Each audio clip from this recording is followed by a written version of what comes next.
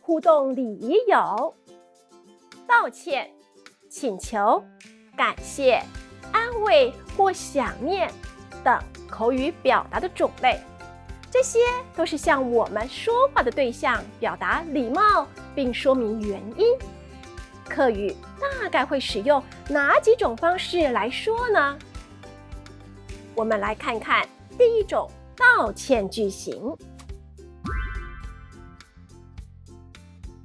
比如题库中的这一题：阿爸，我唔听到是唔落喷呢，我有顺同阿爸分析哩。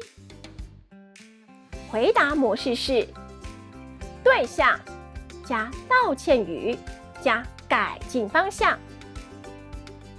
套用回答模式后，对象是阿爸，道歉语是排泄，係我唔錯。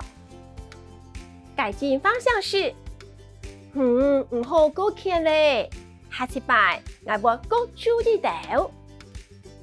完整的句子就是阿爸排泄，係我唔錯，唔好高見咧，下次拜我會高注意到。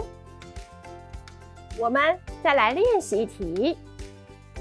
今晡日唔去學校踢球咧，當場按幼順同先生說明，將唔會失禮。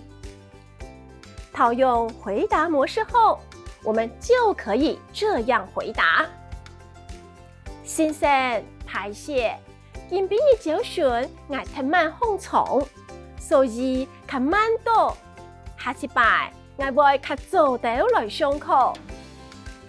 我們再來多練習一種回答方式。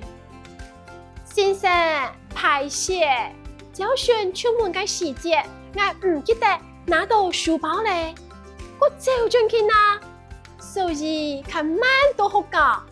下次拜我唔會過晏嘅咧。